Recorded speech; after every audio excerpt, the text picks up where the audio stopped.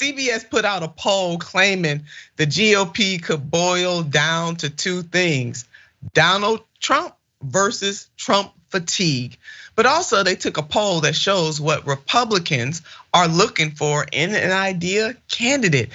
And we try our best to not subject you all too much to content that is totally laced about President Trump.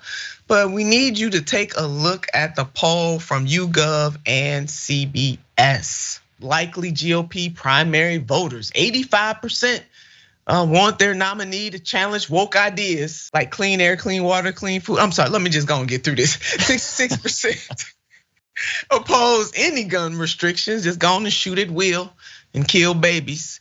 61% says Trump won in 2020, delusional as hell.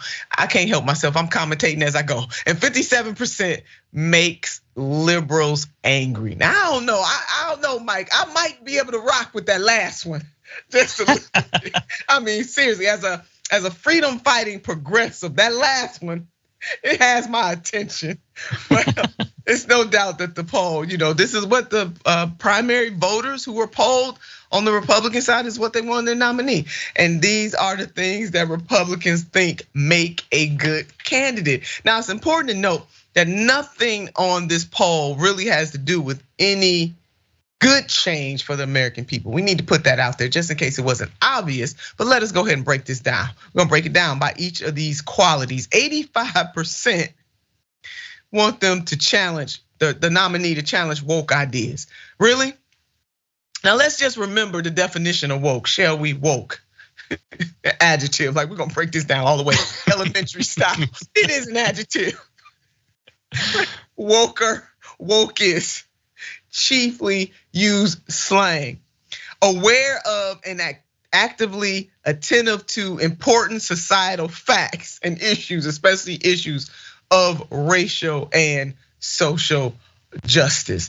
Now, originally woke, and Michael just coming, I mean, the whole notion of woke was really something that the Black community was using. Again, some neoliberals jumped in there and started to spread this thing all over everything. It was really keep your head on the swivel, be attentive, be careful, stay woke. That's really what it was. It was an inside barbecue discussion within the Black community. Then some neoliberals or liberals took it and just splattered it on everything.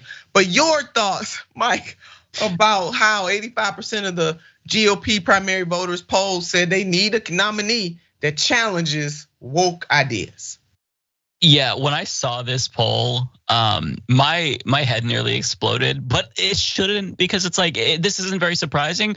But I think that this poll, more so than any other poll I've ever seen, it demonstrates the power of capitalist propaganda. Because as all of these people who participated in this poll are getting exploited by their employer, getting ripped off by their landlords, to prioritize challenging woke ideas above your own economic interests, your own well-being, your own healthcare, that is, you've been duped. They've won. They have completely snatched your brain and you have been brainwashed. This is propaganda in action. And it demonstrates that I don't think that the Democratic Party has anything comparable in terms of like that type of brainwashing capacity. Not that I want them to have that, obviously, but it just goes to show you like the power of right-wing media and the way that these media institutions are able to elevate the salience of anything. Like you have people on the right with healthcare stories that demonstrate the need for healthcare.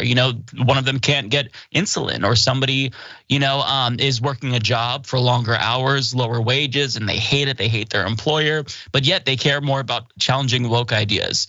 I mean, it just goes to show you that like the right is very effective at taking something that is innocuous and just completely making that the number one thing. And I mean, challenging woke ideas. This is one of the, and you kind of reference this, like this is one of those things where this word was appropriated from Black people by white people, and then it was stolen by conservatives and weaponized and just used as a synonym for bad. And they've done this countless times before, but now all of a sudden woke is the boogeyman. And now we're so detached from the original meaning that woke doesn't even necessarily reference social justice causes. It's like, oh, well, this box of cereal is woke because there's too many colors, and maybe if you put them together, it could be a rainbow, and that's a little bit too gay. It's just it's been completely distorted, And it just, propaganda is powerful. That's basically like the main takeaway from me. It gets these folks to enthusiastically root for a political party and issues in particular that have no bearing on their actual well-being, personally, economically, physiologically. It's wild, honestly. It's wild. You better teach, teacher. You taught that lesson. The next one, 66% oppose any gun restrictions. Now let us remind you, like we just told you yesterday. Let's put up this graphic right here. Fatal gun violence in 2023, 578 teens and children killed in gun violence so far. We are just in the beginning of May, and this is so far. This is an absolute problem. This is immoral as hell that you don't want any type of gun regulations whatsoever. No common sense gun legislation or laws passed in the United States of America. Really, really insane. 61% says Trump won in 2020. Now this one right here, I mean, come on people, really? Seriously, y'all still on that? But this is it, Michael. I thought one of the reasons why I wanted to cover this is that it's important to understand what's going on. I mean, even though I try not to enter the minds of mad people, mad men, mad women, we got to dip in here a little bit and understand the psychology of what's going on. I mean, the fact that they still believe that Donald Trump won, Trump did not win. But some Republicans will try to tell you otherwise. And election disinformation and lies is dangerous to democracy. Your thoughts? Yeah, this here's, and this is a little bit of a cynical take on this. I feel like this poll is a bit bittersweet in the sense that it's really, really bad to have such a large portion of the electorate who votes, by the way, believe in these delusional things. But simultaneously, this is turning off the Republican Party to normies, because this isn't going to play well in a general election. Like, whoever is the Republican nominee, they can't win on these ideas. This is going to turn off voters. So, as much as the GOP primary voting base is pushing the Overton window to the right, it's also making the Republican Party not as electable. And that's good because we don't want fascists to win. But I mean, that's not to say that Democrats are our saviors. We all know who watch this show, Democrats aren't going to save us. So we're in a really weird situation to where you have so many people who don't believe in the democratic process. They have been completely engulfed in conspiracies. Their brains have been propagandized to the fullest extent. And it's really scary because, I'm sure that some of these people aren't too far gone, but a lot of them, you're just not really going to get through to them. So we really have to and again, this is like an open question. We have to think about how we reach these people, because I don't know if there's a way to bring them back to reality. Like I have family members who are kind of in that bubble, and you can't talk to them. You can't talk to them about the election. You can't talk to them about vaccines. There's nothing that you can really persuade them with. Like if you bring up data and statistics and facts, this is a worldview based on emotions and feelings and vibes. So how do you operate with someone who's on a completely different plane? It's hard to get through to them. So I honestly don't know. Like this is going to be the one of the issues of the century that we tackle as we try to fix all the other crises that are going on. There it is. I mean, it is psychological, and that's what the Republicans are very good at, getting to matters of the heart. And when I say that this is not a compliment. This is they lie to get there, but it's not cerebral.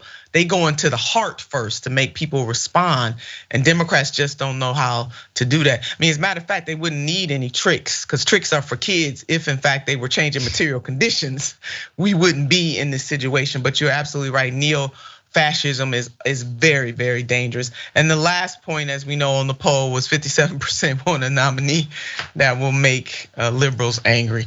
I don't know, as I said, as a freedom fighting progressive, I like that for different reasons than what they put out there.